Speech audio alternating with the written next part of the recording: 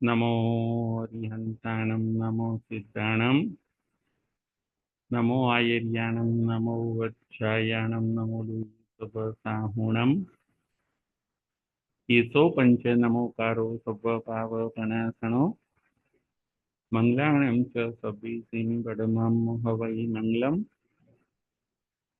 पडमं हवै मंगलम्। ओम शांति शांति शांति। રમણ ભગવાન મહાવીર સ્વામીના ચરણ કમળમાં તથા સદગુરુદેવના ચરણ કમળમાં ઉપકારી સર્વ સંત સતીજીના ચરણ કમળમાં આપણા સૌના ભાવપૂર્વક અવિરામ કોટી કોટી વંદન।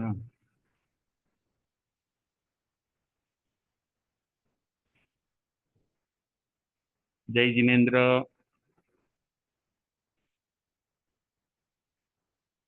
તારીખ 11/7/24, વાંચણી નંબર 28, સ્થાનાંગ સૂત્ર શ્રાવકના 12 વ્રત। એમાં આજે આપણે 10મા વ્રત ઉપર વિચાર કરીશું। આજની આપણી વાંચણીનો વિષય છે 10મું દિશાવગાસિક વ્રત।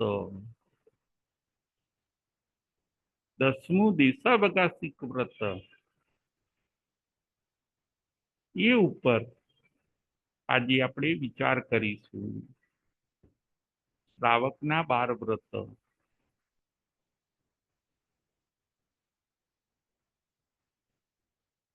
10મું વ્રત છે દિશાવગાસિક વ્રત।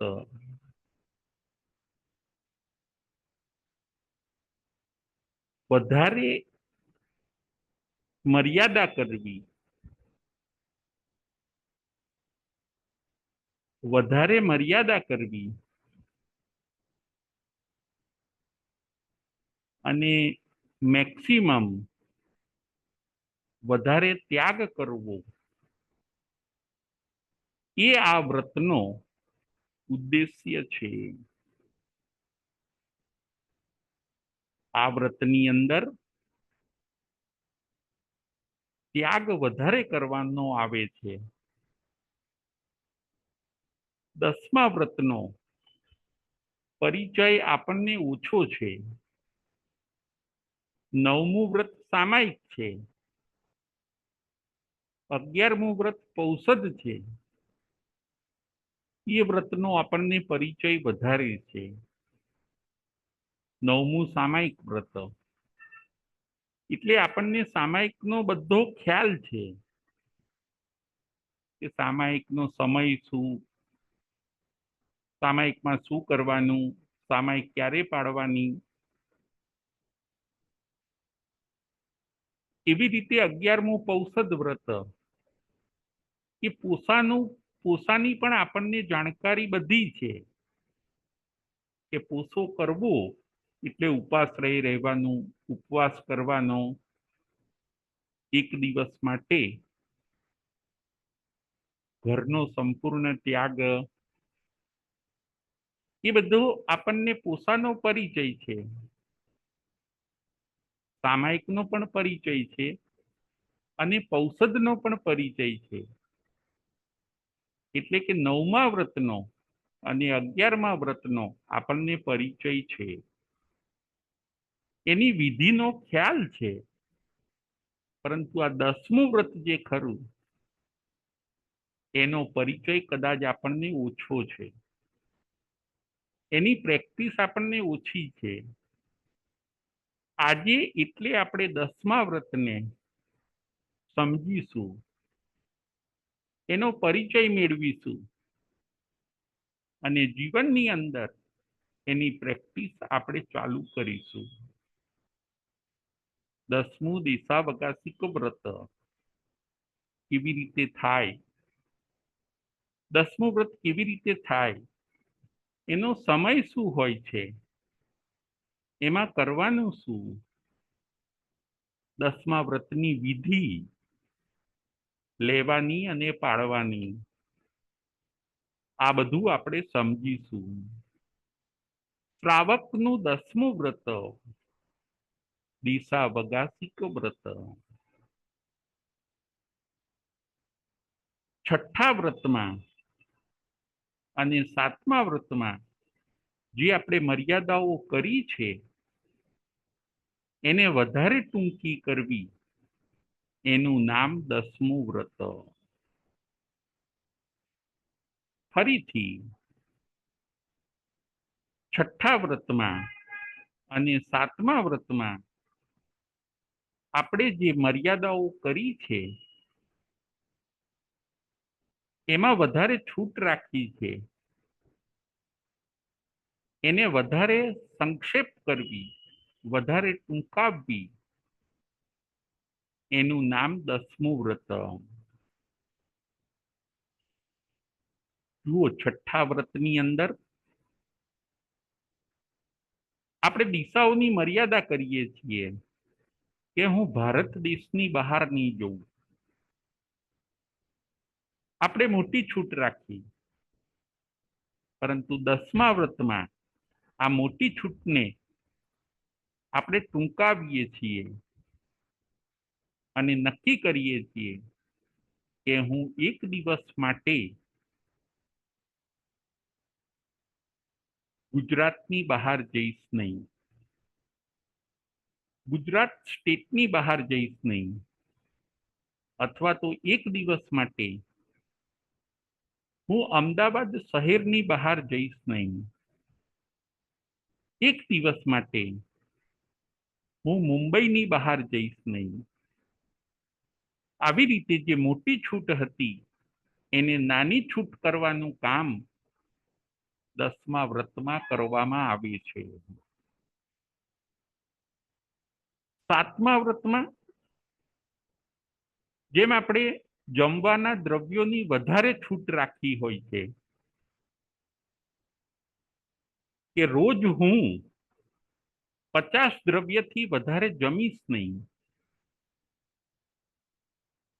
આપણે એ નક્કી કર્યું હોય છે સાતમા વ્રતની અંદર કે રોજ મારે 50 દ્રવ્ય ખાવાના વાપરવા, 50 આઈટમ ખાવી.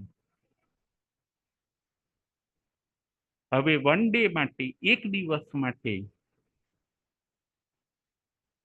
આપણે 50 દ્રવ્ય ને પણ ટૂંકાવીએ અને ડિસાઈડ કરીએ, નક્કી કરીએ કે આજે મારે 50 ખાવા નથી, આજે મારે 50 દ્રવ્ય નથી ખાવા, આજે હું 15 દ્રવ્યથી જ ચલાવીશ, બાકીના 35 દ્રવ્યનો પણ હું ત્યાગ કરું છું, આજે મારે 15 દ્રવ્ય વાપરવા. તો આ થયું દસમું વ્રત. તમારો જે મોટો ત્યાગ છે, તમારી જે મોટી છૂટ છે, એને વન ડે માટે, એક દિવસ માટે ટૂંકાવવો, છૂટને નાની કરવી, એનું નામ છે દસમું વ્રત. દસમું વ્રત શું કરે છે કે દસમું વ્રત જે તમે મોટી મોટી છૂટ રાખી છે અથવા તો બીજા વ્રતોમાં તમે જે મોટી મોટી છૂટ રાખી છે એ છૂટને નાનું કરવાનું કામ આ દસમું વ્રત કરે છે. દસમા વ્રતનો સમય છે 24 કલાકનો. જેમ સામાયિકનો સમય છે 48 મિનિટનો, એમ દસમા વ્રતનો સમય છે 24 કલાકનો. દસમા વ્રતમાં શબ્દ આવે છે જાવ અહોરતમ, એટલે દિવસ અને રાત્રિ. સામાયિક 2 ઘડીની હોય છે, કાળ થકી 2 ઘડી ન પાડું ત્યાં સુધી. સામાયિકનો સમય 2 ઘડીનો. જ્યારે 10મા વ્રતનો સમય જાવ અહોરતમ એટલે કે 24 કલાકનો. આપણે 10મું વ્રત જો કરવું હોય તો આપણી પાસે 24 કલાક જોઈએ, તો આપણે 10મું વ્રત કરી શકીએ. પૌષદનો પણ સમય 24 કલાકનો છે. કોઈને પૌષદ કરવો હોય તો એ 2 ઘડીમાં ન થાય, તો એને એની પાસે 24 કલાક હોવા જોઈએ. 1 ડે એન્ડ નાઇટ, એક દિવસ અને રાત. 10મા વ્રતની અંદર 10મા વ્રતનો સમય છે એક દિવસ અને રાતનો. 10મા વ્રતમાં શું કરવાનું? તો કે 10મા વ્રતની વિધિ બધી સામાયિક જેવી જ છે. એની જેમ જ ક્ષેત્ર વિશુદ્ધિ કરવાની. 6ઠ્ઠા પાઠની જગ્યાએ 10મો પાઠ બોલવાનો. 3 નમોથુણમ ગણવાના. જાવ નિયમ પજ્જુવા સ્વામીની જગ્યાએ જાવ અહોરત્તમ બોલવાનું. 3 નમોથુણમ છેલ્લે ગણવાના. અને પછી 24 કલાક ઉપાશ્રયમાં રહેવાનું. એટલું ખરું કે તમે 10મા વ્રતની અંદર જમી શકો. તમે ગોચરી જઈ શકો 10મા વ્રતની અંદર. તમને નિર્દોષ ક્યાંકથી તમારા ઘરેથી તમે લાવી શકો. સ્પેશિયલ તમારા માટે બનાવેલું હોય એવું નહીં, પણ તમારા ઘરે કે આજુબાજુ કોઈના ત્યાં સ્પેશિયલ તમારા માટે ન બન્યું હોય એવું લઈને તમે વાપરી શકો. 10મા વ્રતમાં જમી શકાય. પૌષદમાં જમાતું નથી. પૌષદમાં તો ઉપવાસ કરવો પડે. 10મા વ્રતમાં જમી શકાય, પાણી પી શકાય. 10મા વ્રતને સમજવા માટે આપણે 3 પોઈન્ટને સમજીશું. પ્રથમ 10મું વ્રત, બીજો પોઈન્ટ દયા વ્રત અને ત્રીજો પોઈન્ટ છે 14 નિયમ. ફરીથી આજે આપણે 3 પોઈન્ટ ઉપર વિચાર કરીશું. પહેલો પોઈન્ટ છે 10મું વ્રત. બીજો પોઈન્ટ છે દયા વ્રત અને ત્રીજો પોઈન્ટ છે 14 નિયમો. 10મું વ્રત કદાચ ન થાય તો એના ઓપ્શનમાં દયાવ્રત પણ કરી શકાય, અથવા તો 14 નિયમ પણ લઈ શકાય, તો પણ આપણને 10મા વ્રતનો લાભ મળે છે. 3 પોઈન્ટ ઉપર આજે આપણે વિચાર કરીશું. 10મા વ્રતને બરાબર આજે આપણે સમજીશું. 10મા વ્રતનો પરિચય લઈને જીવનમાં એની પ્રેક્ટિસ આપણે ચાલુ કરીશું. પ્રથમ 10મું વ્રત એ 24 કલાક ઉપાશ્રયમાં રહેવાનું. ભોજન કરી શકાય, સચિત વસ્તુઓનો ત્યાગ. સામાયિકમાં રહેવાનું. ઇલેક્ટ્રોનિક્સ વસ્તુઓનો ત્યાગ, વિકલનો ત્યાગ. જ્ઞાન, ધ્યાન, આરાધના. ગોચરી જઈ શકાય, ભોજન વાપરી શકાય. ઉઘાડા મોઢે બોલવાનું નહીં, નવકારના જાપ કરવાના. 1 ડે, આખો દિવસ અને રાત ધર્મ ધ્યાનમાં પસાર કરવાનો. રાત્રે પણ ઉપાશ્રયમાં જ સુવાનું. સાંજે પ્રતિક્રમણ કરવાનું, સવારે પ્રતિક્રમણ કરવાનું. અને 24 કલાક પૂરા થઈ જાય પછી 10મું વ્રત પાળીને ઘરે જઈ શકાય. રાત્રે ચોવિયાર કરવાનું. દિવસે ગોચરી જઈને શ્રાવક પોતે ગોચરી લાવીને વાપરી શકે. આ છે 10મું વ્રત. સાધુપણાના સેમ્પલ જેવું 24 કલાકનું 10મું વ્રત. સાવધ્ય યોગનો ત્યાગ, ઇલેક્ટ્રોનિક્સ આઇટમોનો ત્યાગ, મોહ માયાનો ત્યાગ, ઘર અને પરિવારનો ત્યાગ. વન ડે માટે, એક દિવસ માટે આત્માની આરાધના, એ છે 10મું વ્રત. ઉપવાસ કરવો કમ્પલસરી નથી. તમે જમી શકો, નિર્દોષ વાપરી શકો, પાણી પી શકો, અચેત પાણી પીવાનું. રાત્રિનો ચોવિયાર કમ્પલસરી.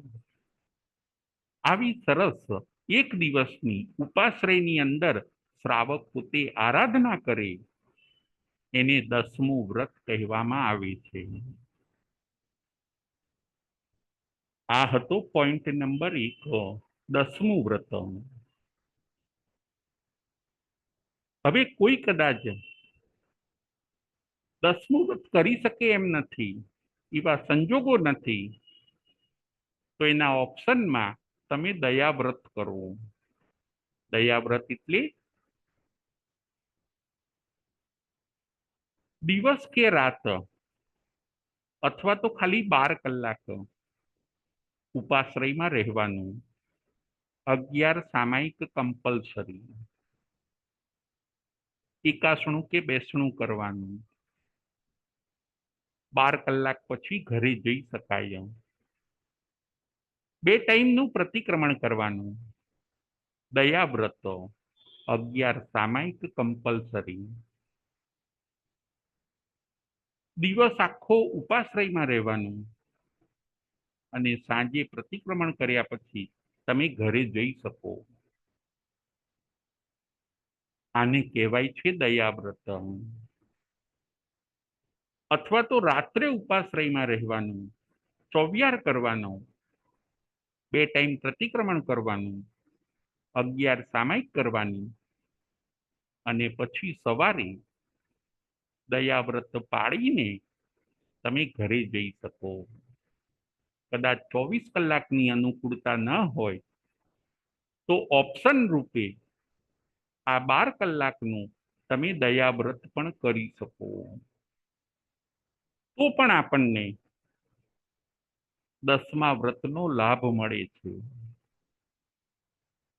ગમે તેમ કરીને આપણે આશ્રમને રોકવો છે, આત્માની આરાધના વધારવી છે, વધારે સંવર થાય, કર્મ ઓછા બંધાય, સુખ શાંતિ જીવનમાં વધે, ઉપાશ્રયનો અને સંતસતીજીનું આપણને સાનિધ્ય મળે, એવા બધા કન્સેપ્ટથી ભગવાને આ બધા 12 વ્રતની ગોઠવણ કરી છે.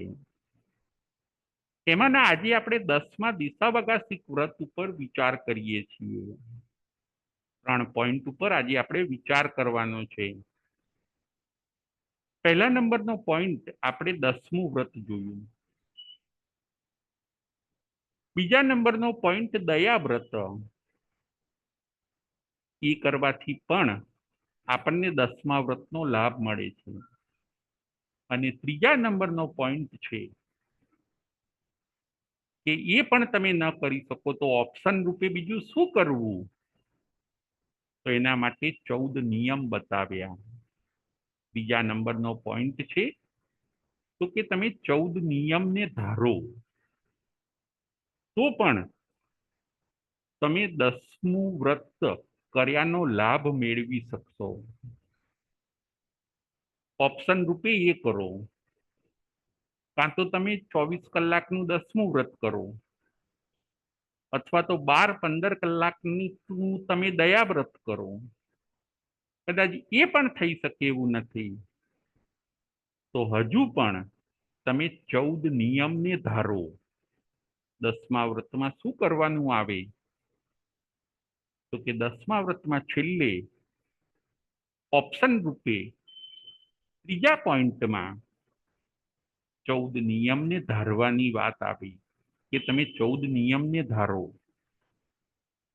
14 બાધા લઈ લો, ભલે ઘરમાં રહો, ઓફિસે જાઓ, ખાઓ પીવો, પરંતુ તમે 14 નિયમ લઈ લો. તમારા ઘરના કામકાજ કરો, તમે સ્કૂલે જાઓ, કોલેજે જાઓ, શોપિંગ કરવા જાઓ, કંઈ પણ કરો, પરંતુ 14 નિયમ તમે લઈ લો તો પણ તમે 10મા વ્રતનો લાભ ઉઠાવી શકશો.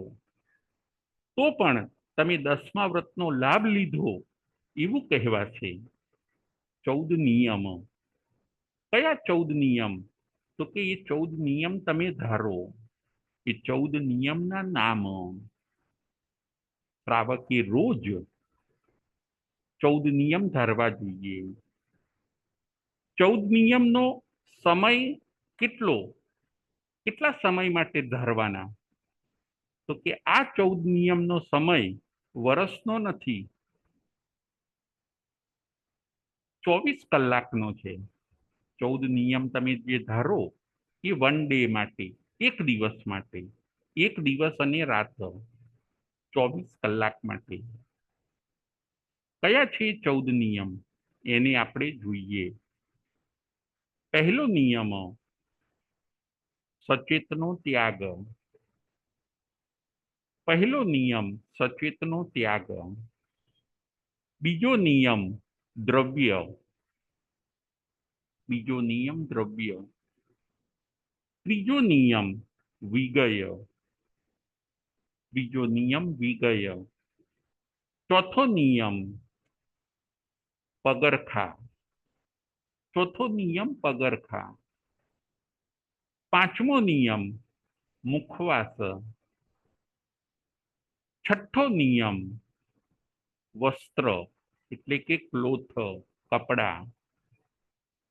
છઠ્ઠો નિયમ વસ્ત્ર. સાતમો નિયમ કુસુમ એટલે કે ફૂલ, ફ્લાવર. સાતમો નિયમ ફૂલ, ફ્લાવર. આઠમો નિયમ વાહન. વાહન એટલે વ્હીકલ. નવમો નિયમ શયન. નવમો નિયમ શયન. 10મો નિયમ વિલેપન. 10મો નિયમ વિલેપન. 11મો નિયમ અબ્રહ્મ ત્યાગ. 11મો નિયમ અબ્રહ્મ ત્યાગ. 12મો નિયમ દિશા. 12મો નિયમ દિશા. 13મો નિયમ સ્નાન. 13મો નિયમ સ્નાન, નાહવું. અને 14મો નિયમ ભોજન. 14મો નિયમ છે ભોજન. આ 14 નિયમ બતાવ્યા કે આ નિયમનું લિસ્ટ તમારી પાસે રાખીને તમે આજના દિવસમાં આ લાઈનસર લખેલી વસ્તુમાંથી જેનો ત્યાગ કરવા જેવું લાગે એનો ત્યાગ કરો. જેની મર્યાદા કરવા જેવું લાગે એની મર્યાદા કરો. એ આપણને શિખામણ આપે છે. પહેલો નિયમ. 14 નિયમને હવે આપણે સંક્ષેપમાં સમજીએ. પહેલો નિયમ સચેત ત્યાગ. સચેત એટલે લાઈફ વાળી વસ્તુ. સચેત આજે ન વાપરવી, અથવા તો વાપરવી તો કેટલી વાપરવી. સચેત માં શું શું આવે? તો કે કાચું પાણી, ઇલેક્ટ્રિસિટી, સલાડ, અલગ અલગ જાતના ફ્રૂટ સલાડ, તમે ડિસાઈડ કરો કે આજે તમારે સચેત વાપરવું છે કે નહીં. જો નથી વાપરવું તો વન ડે માટે એનો ત્યાગ કરી દો. તમને ઘણો બધો લાભ મળશે. આશ્રવ રોકાઈ જશે અને સરસ મજાના સંવરની આરાધના થશે. પીવાનું પાણી એ પણ સચેત, કાચું પાણી કેટલા લીટર પીવું છે, કેટલી બાલદી વાપરવું છે, એ બધું તમે થોડું ડિસાઈડ કરો, નક્કી કરો. એના પચખાણ લઈ લો એક દિવસ માટે. સચેતનો ત્યાગ. બીજો નિયમ છે દ્રવ્ય. દ્રવ્ય એટલે ખાવાની આઈટમ. આજે કેટલી આઈટમ ખાશો એ તમે નક્કી કરો. 15, 20, 25. અને બીજી બધી એ ઉપર હું ખાઈશ નહીં, એનાથી વધારે આઈટમ હું ખાઈશ નહીં, એવા તમે પચખાણ લઈ લો. તો જે તમે ખાવાના નથી એના પાપથી તમે બચી જશો. એની રાવઈ તમને આવશે નહીં. બીજો પોઈન્ટ હતો દ્રવ્ય. ત્રીજો પોઈન્ટ વિગય. વિગય 6 છે. દૂધ, દહીં, તેલ અને ઘી, ગોળ અને ખાંડ. જેમાં સુગર છે. દૂધ, દહીં, ઘી, તેલ, ગોળ અને ખાંડ, આ 6 વિગય છે. એમાંથી આજે તમારે કયા કયા વિગય નથી વાપરવા, જે વાપરવા છે એ કેટલા વાપરવા છે એ નક્કી કરો. એટલાની છૂટ રાખીને બીજા વિગયનો તમે ત્યાગ કરો. 4 નંબર છે પગરખા. ચોથા નંબરનો નિયમ છે પગરખા. પગરખા એટલે શૂઝ, ચપ્પલ, બૂટ. એનો ત્યાગ કરો વન ડે માટે. અથવા તો 1 કે 2 એટલાની છૂટ રાખીને બાકી બધા ચંપલ અને શૂઝનો તમે ત્યાગ કરો. પગરખાની મર્યાદા. 5મા નંબરમાં છે મુખવાસ. મુખવાસ. મુખવાસ નો આજે હું ત્યાગ કરું. કદાચ ત્યાગ નથી કરવો તો કયો મુખવાસ ખાઈશ એ નક્કી કરો. ગ્રામમાં પણ નક્કી કરી શકાય કે હું 25 ગ્રામ, 30 ગ્રામ, 40 ગ્રામ કે 50 ગ્રામ આ જ મુખવાસ ખાઈશ. એના સિવાય સર્વ મુખવાસનો હું ત્યાગ કરું છું. આ હતો પોઈન્ટ નંબર 5. છઠ્ઠો 14 નિયમમાં છઠ્ઠો નિયમ છે વસ્ત્ર. વસ્ત્રની પેર નક્કી કરવી. ક્લોથ, કપડા.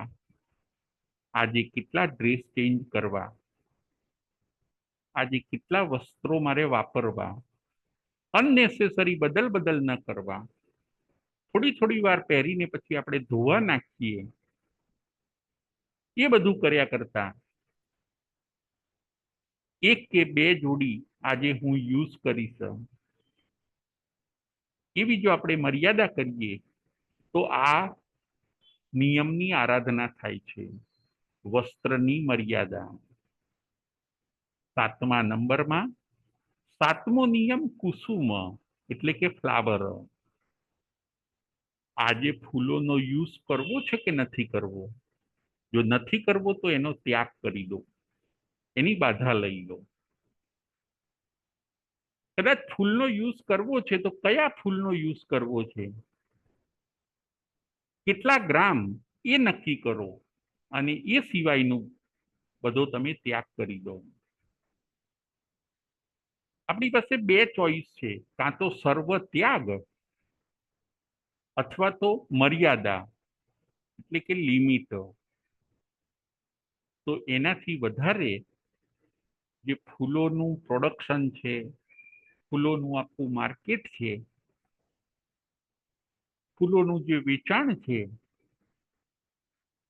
એ બધામાંથી આપણે બહાર નીકળી જઈએ છીએ, કારણ કે આપણે પચખાણ લઈ લીધા. ત્યાગથી સંપૂર્ણ બહાર નીકળી જવાય છે, અને જેટલાની છૂટ રાખી એટલાનું જ ઘણીવાર પાપ લાગે છે. જેટલાનો ત્યાગ કરી દીધો આપણે એટલાનું પાપ લાગતું નથી.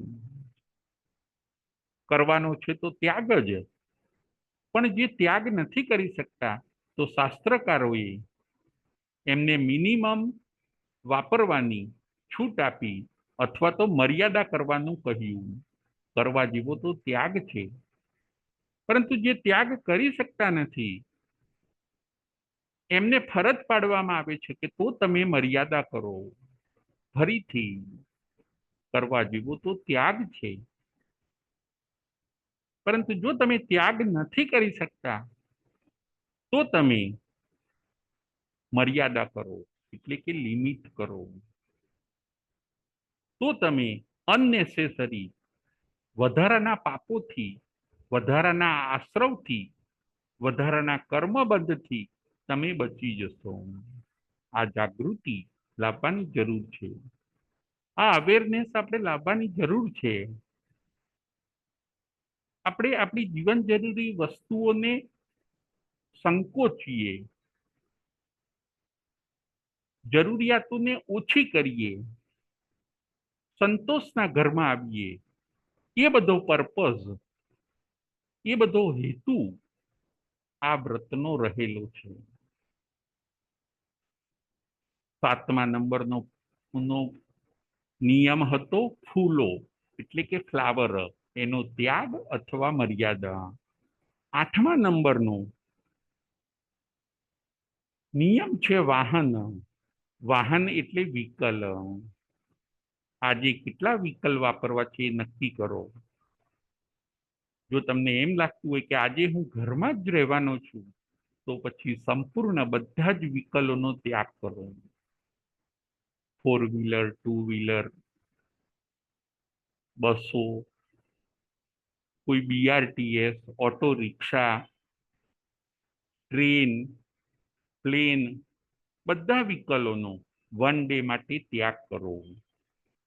જો તમે આજે ઘરે જ રહેવાના હોવ, કદાચ જવું પડે એવા સંજોગો હોય, તો પણ આ નિયમ લઈ શકાય. તો 1 અથવા 2 વ્હીકલની તમે છૂટ રાખો, અને બાકીના તમામ દુનિયાના જે વ્હીકલ છે એ બધાનો તમે ત્યાગ કરો. એવું પણ કરી શકાય. યા તો સંપૂર્ણ ત્યાગ, યા લિમિટ. ફરીથી 1 ડે માટે, 1 દિવસ માટે, કાં તો સંપૂર્ણ ત્યાગ અથવા તો લિમિટ, એટલે કે મર્યાદા. 9મા નંબરનો નિયમ છે શયન. શયન એટલે બેસવાની અને સૂવાની જગ્યાની મર્યાદા. એ મર્યાદાથી આપણી ચંચળતા ટળે છે અને સ્થિરતા આવે છે. બેસવાની જગ્યા, સૂવાની જગ્યા, શાસ્ત્રકાર કહે છે એની તમે લિમિટ કરો, કે હું અમુક જ જગ્યાએ બેસીશ, અમુક જ જગ્યાએ મારે સૂવાનું. ઘડીકમાં અહીં અને ઘડીકમાં ત્યાં, ઘડીકમાં આ બાજુ બેસું, ઘડીકમાં આ બાજુ બેસું, સવારે અહીં સૂવું, બપોરે અહીં સૂવું, રાત્રે અહીં સૂવું. આ બધું અસંયમ છે, આ બધી ચંચળતા છે. આ બધું ક્યાંથી હું આનંદ લઉં, ક્યાંથી સંતોષ લઉં, એ બધું આર્ત ધ્યાન છે. એ બધું કર્યા કરતા તમે સંતોષના ઘરમાં આવી જાઓ, કે મારે બેસવા ઉઠવાની આટલી વસ્તુઓ જ વાપરવાની, અમુક ચેર ઉપર જ બેસવાનું, અમુક સુવાની જગ્યા ઉપર જ મારે સૂવાનું. તમે પથારી અને ચેર એ બધું નક્કી કરો 1 દિવસ માટે. આગળનો નિયમ છે 10 નંબરનો નિયમ છે વિલેપન. વિલેપન એટલે મેકઅપ. વિલેપન એટલે મેકઅપ, સેન્ટ, પરફ્યુમ, પાવડર, સાબુ, શેમ્પુ, આ બધું આજે વાપરવું છે કે એનો ત્યાગ કરવો છે, એ તમે સવારે ઉઠીને એ વિચારો કે આજે મારે મેકઅપનો યુઝ કરવો છે કે ત્યાગ કરવો છે. જો આજે હું નહીં કરું તો ચાલે એવું છે, તો તમે એની બાધા લઈ લો.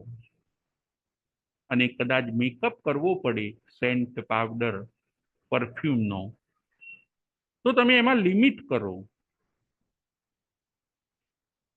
એમાં કોઈ કંપની નક્કી કરો, કોઈ બ્રાન્ડ અમુક જ વાપરવી એવું નક્કી કરો.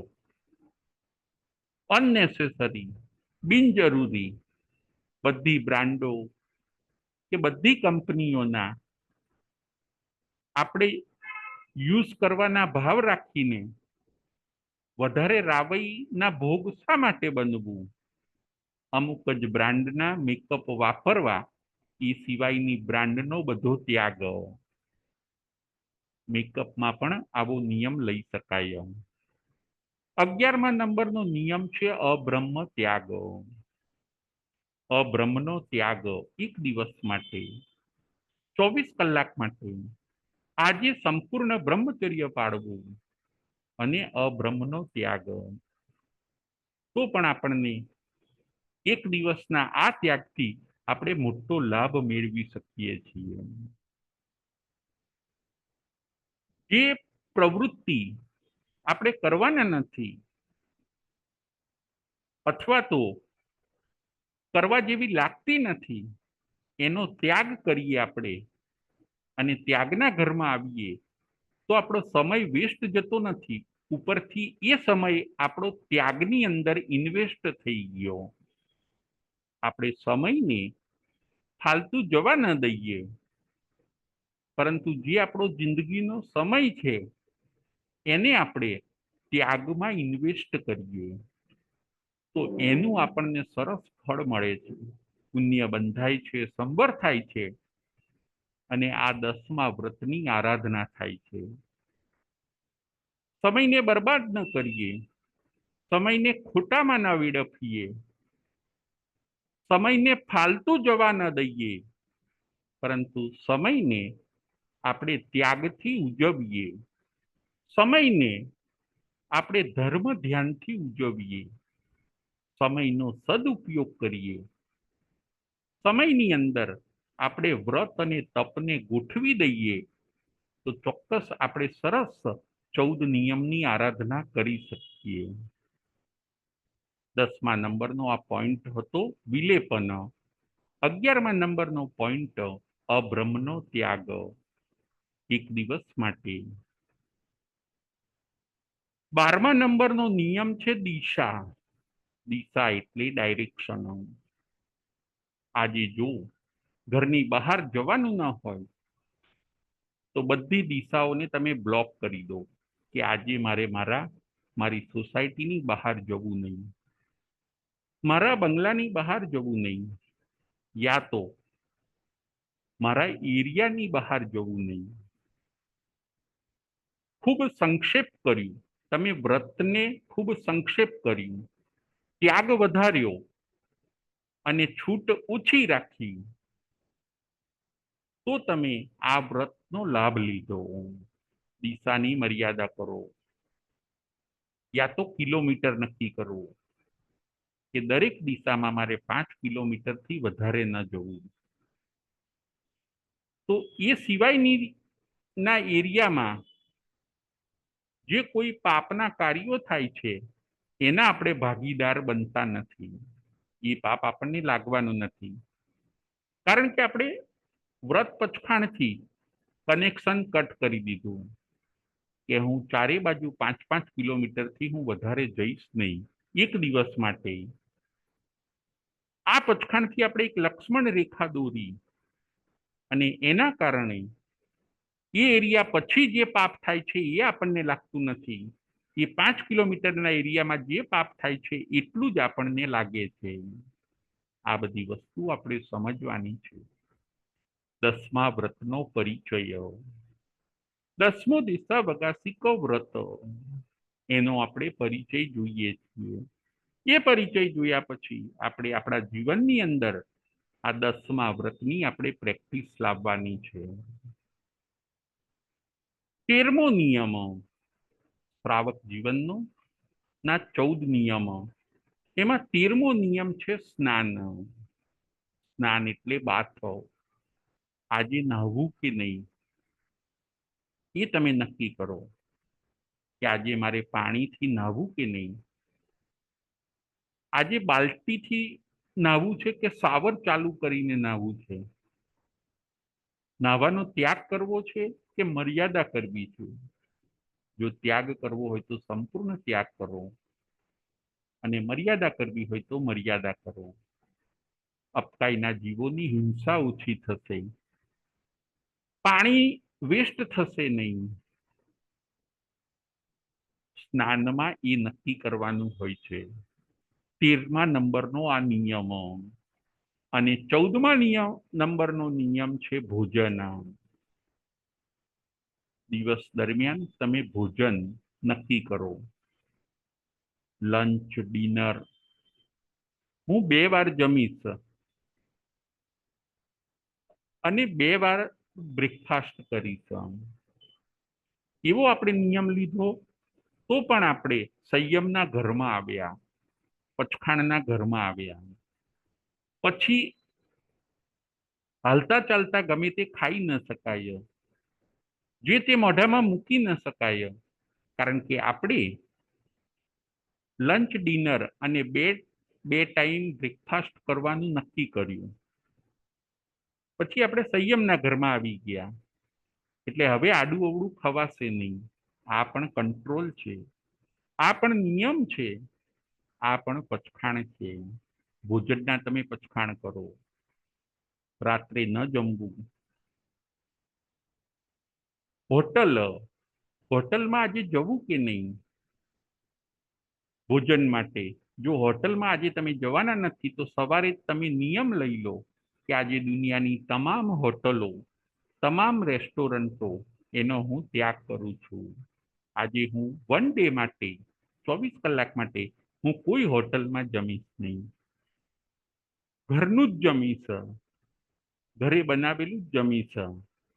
એ સિવાય હું હોટલનો ત્યાગ કરું છું. તો મોટી રાબઈ અટકી જાય છે. હોટલોમાં જે બધું બને છે એ પબ્લિક માટે બને છે, એ આપણા માટે જ બને છે. આપણે ન ખાઈએ તો પણ આપણને પાપ લાગે છે, કારણ કે આપણે પચખાણ નથી કર્યા. આપણું એ હોટલ સાથેનું કનેક્શન ઉભેલું છે, માટે આપણને પાપ લાગે છે. પરંતુ જો આપણે કનેક્શન કટ કરી દઈએ કે એક દિવસ માટે હું દુનિયાની તમામ હોટલોનો ત્યાગ કરું છું, તમામ રેસ્ટોરન્ટનો ત્યાગ કરું છું, પછી જે હોટલોમાં કુક થાય છે, બધું રંધાય છે, એનું પાપ આપણને લાગતું નથી. 14 નિયમનો આ મહિમા. 14 નિયમ પૂરા થયા. શ્રાવકી રોજ આ 14 નિયમ ધારવા જોઈએ. એનાથી મોટું લાગતું પાપ અથવા તો ઘણું બધું લાગતું પાપ એ બહુ ઓછું થઈ જાય છે. જેમ કોઈ વરસાદ પડતો હોય, વરસાદ બહુ પડતો હોય, પરંતુ જો આપણે અમરેલા નીચે આવી જઈએ, આપણે છત્રી નીચે આવીએ, તો કદાચ આપણે ભીના થઈશું ખરા, પરંતુ બહુ ભીના નહીં થઈએ, કારણ કે અમરેલા આપણું રક્ષણ કરે છે, છત્રી આપણને બચાવે છે. બસ એવા જ છે આ 14 નિયમો. કે ઘણા બધા તમે કનેક્શન કટ નહીં કરો પચખાણ લઈને, તો દુનિયાભરના પાપની અનુમોદના તમને લાગે છે. અને તમે જો કનેક્શન કટ કરી દો પચખાણ લઈને, તો એ પાપ દુનિયામાં જે થાય છે એ તમને લાગતું નથી. આરંભ સમારંભના પાપ, પ્રોડક્શનના પાપ, હોટલોના રાંધવાના પાપ, પોલ્ટ્રી ફાર્મો, કતલખાનાઓમાં જે બધા પાપ થાય છે, દુનિયામાં હજારો વ્હીકલ ચાલે છે, એના જે બધા પાપ થાય છે, ટ્રાન્સપોર્ટના જે બધા પાપ થાય છે, એ બધા પાપમાંથી આપણે નીકળી જઈએ છીએ.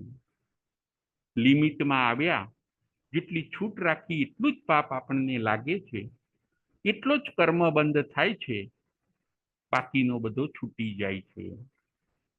3 પોઈન્ટ ઉપર આજે આપણે વિચાર કર્યો. એક તો 10મું વ્રત, અને 10મું વ્રત ના થાય તો એના ઓપ્શન રૂપે તમે દયા વ્રત કરો, 11 સામાયિક કરો.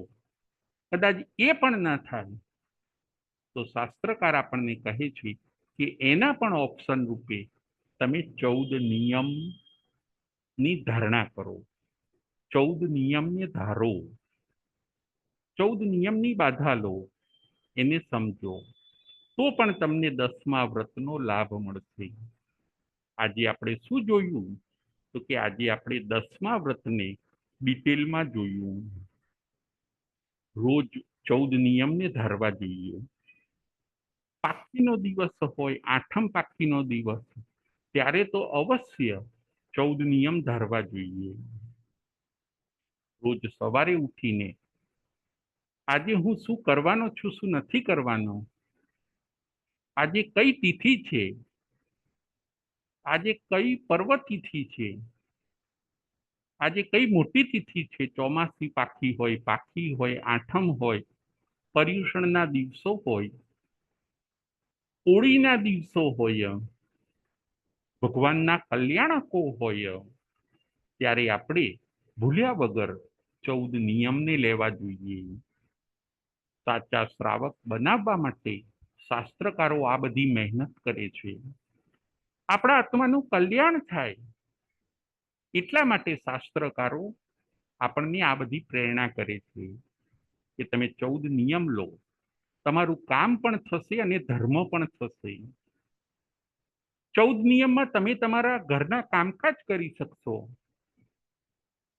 અને બિનજરૂરી જે તમે ત્યાગ કર્યો એ ત્યાગથી તમે ધર્મ પણ કરી શકશો. બંને થઈ શકે એવી સરસ ગોઠવણ આ 14 નિયમની અંદર બતાવી છે. ઘરમાં રહેતા રહેતા કદાચ ભલે ઉપાશ્રય જઈને 24 કલાકનું તમે 10મું વ્રત કરી શકો એમ નથી, 11 સામાયિકનું દયા વ્રત પણ કરી શકો એમ નથી, તો હવે છેલ્લો ઓપ્શન, ઇઝી ઓપ્શન, તમે ઘરના કામકાજ કરતા પણ કરી શકો એવો નિયમ છે 14 નિયમ. એ 14 નિયમને પણ તમે ભૂલ્યા વગર લઈ લો, તો પણ તમે તમારા આત્માને ઘણો લાભ થશે, પાપ રોકાશે, કર્મ રોકાશે, અને આત્માની સદગતિ થશે, આત્માની પરમ ગતિ થશે, એમાં કોઈ શંકા નથી. 10મા વ્રતનો પરિચય. આપણને 9મા વ્રતનો પરિચય છે. 9મું સામાયિક વ્રત. 11મા પૌષદ વ્રતનો પણ પરિચય છે. ઓશો કેમ કરાય, કેવી રીતે કરાય, અને એ આપણે કરીએ પણ છીએ. ઓશો પણ કરીએ છીએ. આઠમ પાખીના દિવસે ઘણા શ્રાવકો પૌષદ પણ કરે છે. 9મું વ્રત એટલે કે સામાયિક પણ આપણે રેગ્યુલર કરીએ છીએ, એની વિધિ પણ ખ્યાલ છે, પરંતુ 10મા વ્રતનો આપણને પરિચય બહુ જ ઓછો છે. 10મા વ્રતનો પરિચય ઓછો છે. 10મું વ્રત કરવાનું ભૂલાઈ ગયું છે. એને હવે આપણે જીવનમાં ચાલુ કરવું જોઈએ. યા તો 10મું વ્રત કરો, યા દયા વ્રત કરો, યા તમે 14 નિયમની ધારણા કરો. એક દ્રષ્ટાંત આપને કહું. શ્રાવકના 4 વિસામાં બતાવ્યા છે. શ્રાવકના 4 વિસામાં એક મજૂર માણસ હોય છે. એ શેઠ માટે સિમેન્ટની થેલી ઉચકીને શેઠના ઘરે આપવા માટે જાય છે. 20 કિલોનું વજન, સિમેન્ટની થેલી, 20 કિલોનું વજન. એ મજૂર માણસ ડાબા ખભા ઉપર થેલીને મૂકીને ચાલતો ચાલતો શેઠના ઘરે આપવા માટે જાય છે.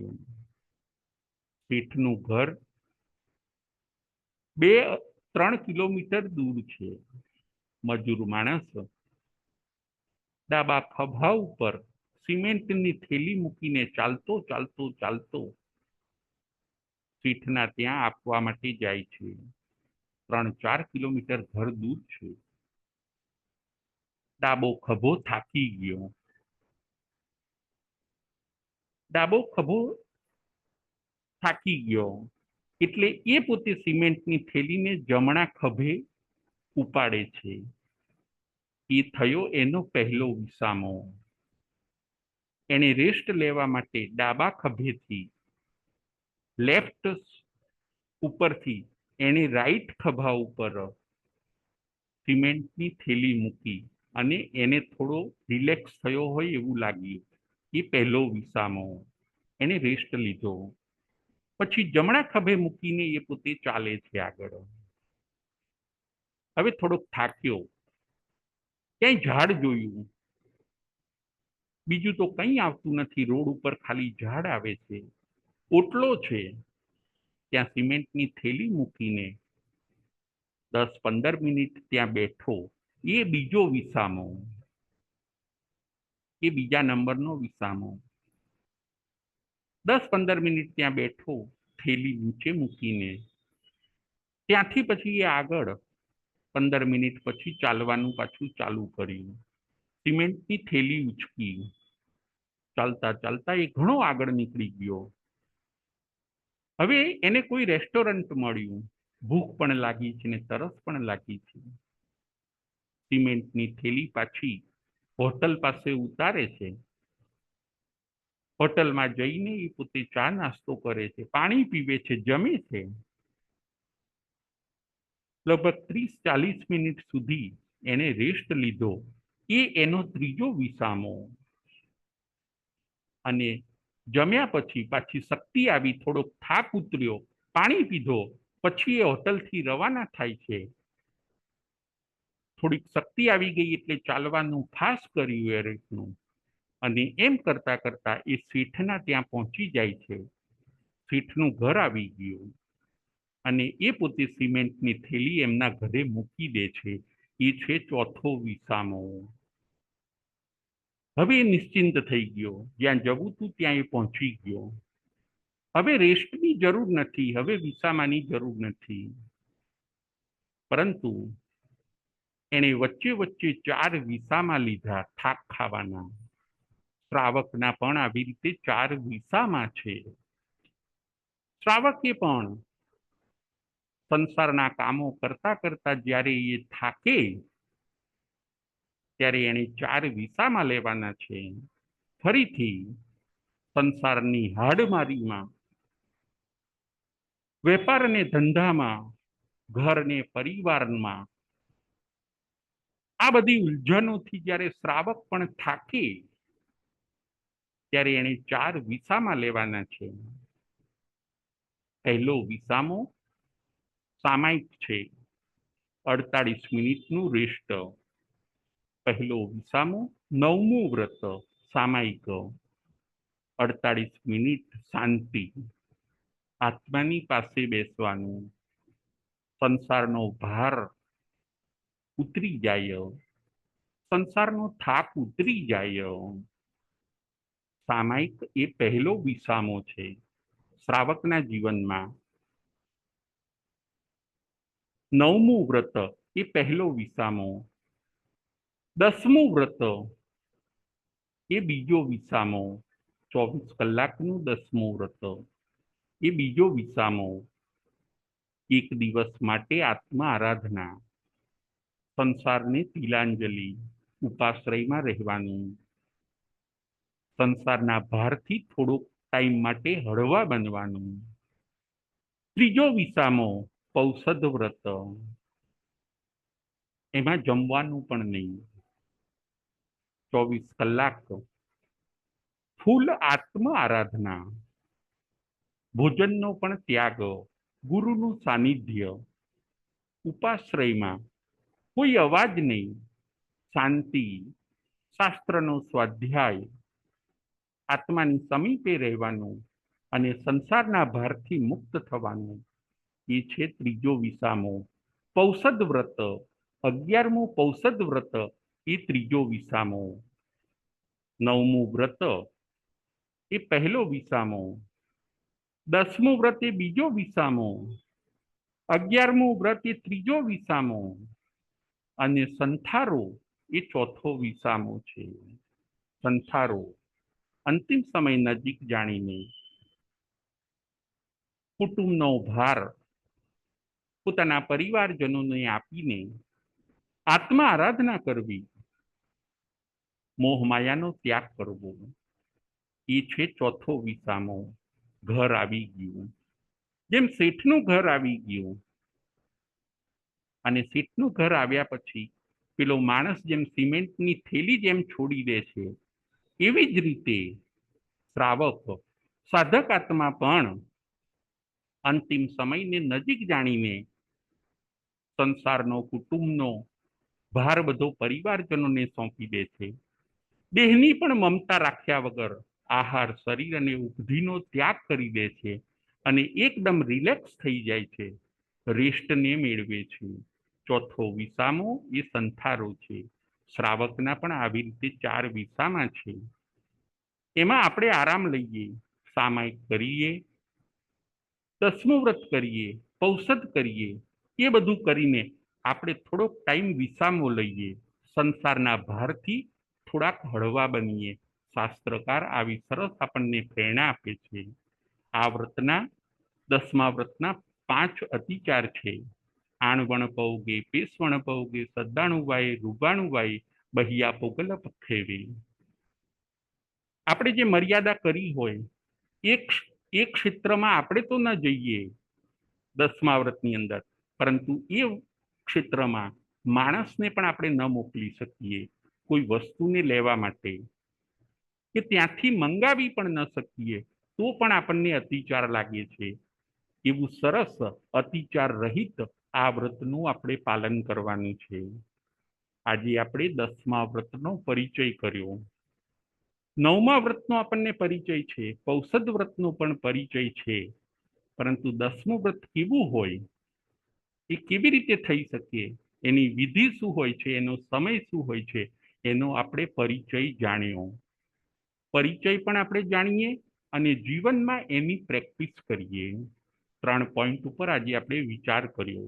10મું વ્રત, કદાચ 10મું વ્રત ન થઈ શકે તો એના ઓપ્શન રૂપે એની ઓરમાં તમે દયાવ્રત કરો. દયાવ્રત પણ ન થઈ શકે તો તમે એની ઓપ્શનમાં 14 નિયમને ધારો.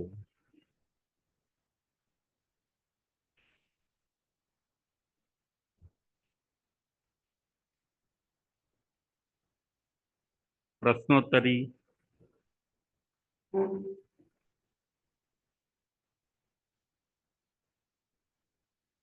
આજે કયા 3 પોઈન્ટ ઉપર આજે આપણે વિચાર કર્યો? આજે આપણે કયા 3 પોઈન્ટ ઉપર વિચાર કર્યો? ચૈતાલીબેન, ધ્રુવ.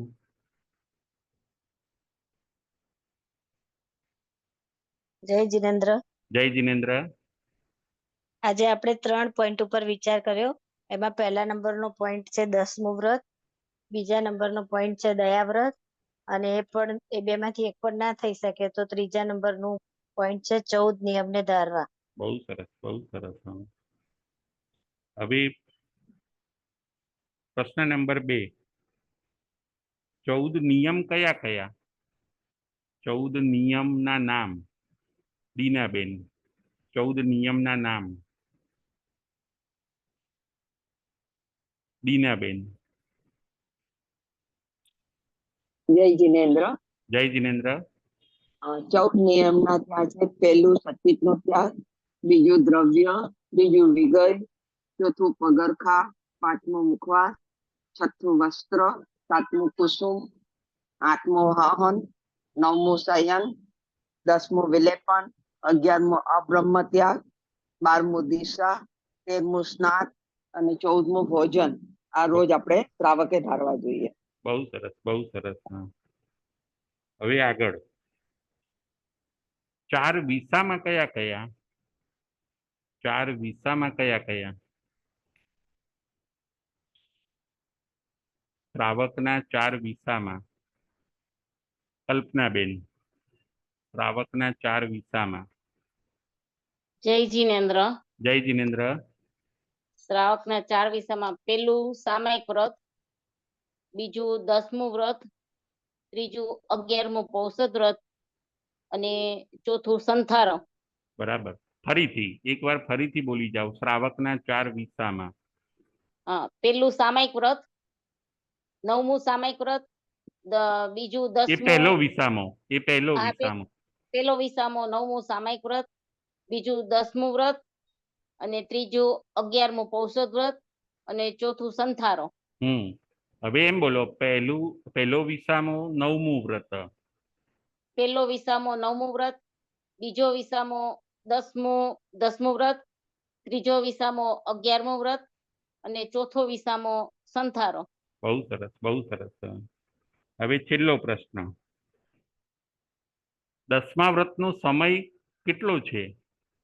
10મા વ્રતનો સમય કેટલો છે અને 9મા વ્રતનો સમય કેટલો છે? 9મા વ્રતનો સમય, 10મા વ્રતનો સમય અને 11મા વ્રતનો સમય કેટલો છે? ટાઈમ. 9મા વ્રતનો સમય, 10મા વ્રતનો સમય અને 11મા વ્રતનો સમય. દીનાબેન. 9મા વ્રતનો સમય છે સામાયિક 2 ઘડી અને 10મા વ્રતનો સમય છે 24 કલાક, જા ઓર 1 દિવસ અને રાત્રિ. અને પૌષદ વ્રતનો બી 24 કલાક છે, પણ એ ઉપાશ્રયમાં આપણે કરવાનું. બહુ સરસ, અને બહુ તેમાં સરસ. ઉપવાસ કમ્પલસરી છે. Right, right. બહુ સરસ. Thank you. જય જીનેન્દ્ર, જય મહાવીર.